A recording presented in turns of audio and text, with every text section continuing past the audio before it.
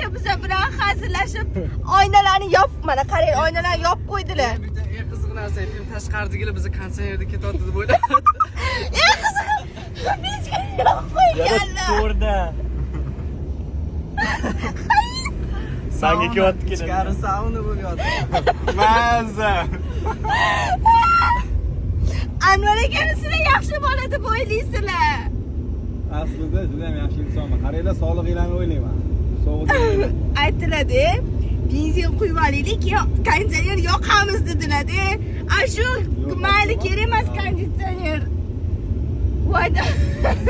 Ey, yuzim o'zgaryapti. Yuzim o'zgarishi. hammasiga Faxriyor sababchi. Bizni keldi, hech nima qilmaydi.